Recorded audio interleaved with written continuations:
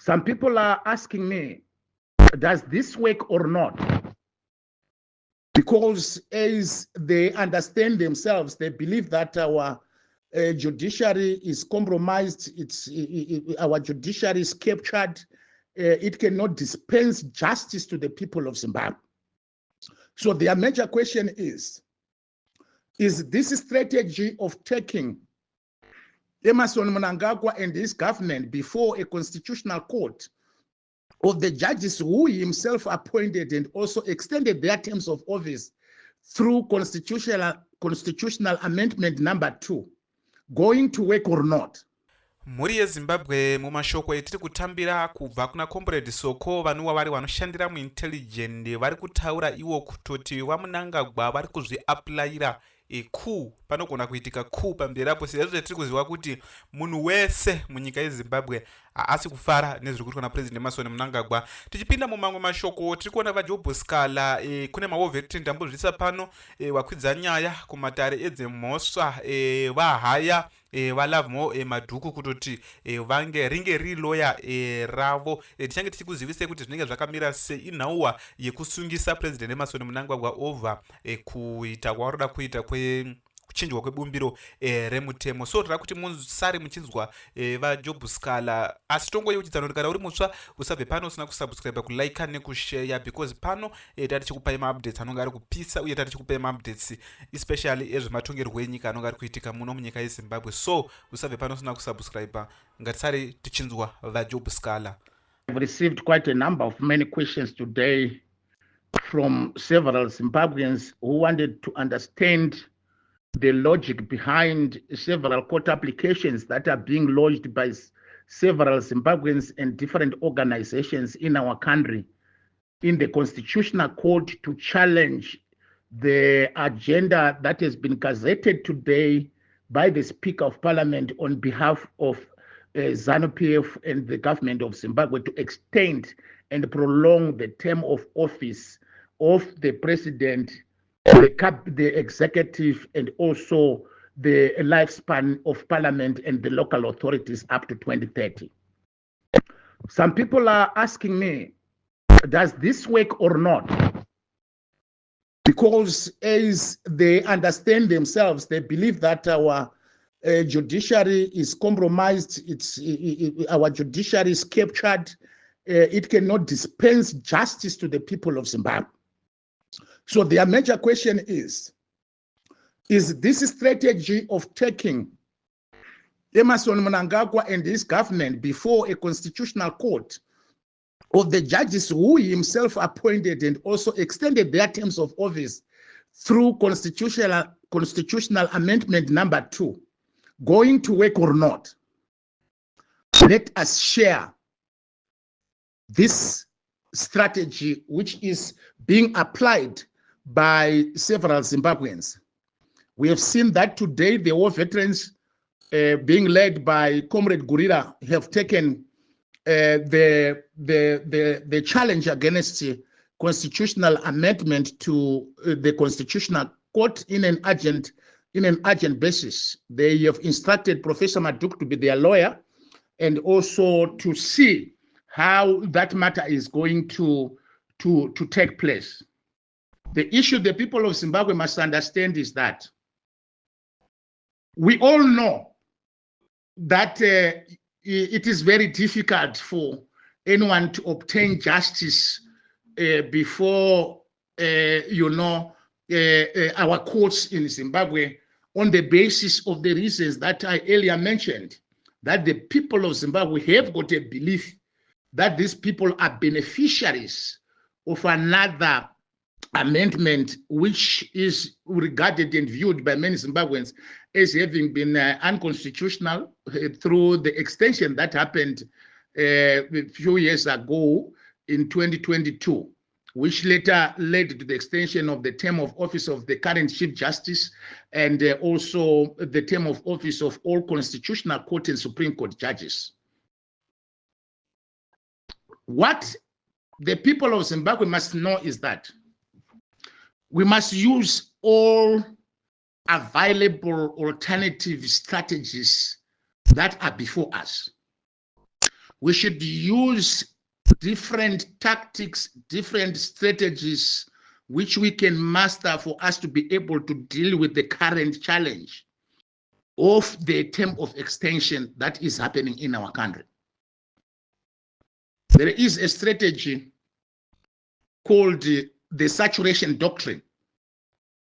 What is the saturation doctrine? Let me simplify it to you as follows. You still remember there was a 12-day war between Iran and Israel last year. Israel had its strength using its air power, and Iran had its own strength in terms of using its supersonic missiles and also other missiles to counter-attack Israel. But Israel, in terms of the air defense system to intercept the Iranian missiles, had what is called the Iron Dome, one of the highly regarded air defense systems in the world. And what did Iran do? Knowing very well that Israel has a strong weapon in the Iron Dome, they had to saturate the skies, launching multiple numbers of missiles into Israel to make sure that their Iron Domes will intercept some and will miss some. That is what is called the saturation doctrine. You saturate the area of the enemy with different attacks, with different strategies.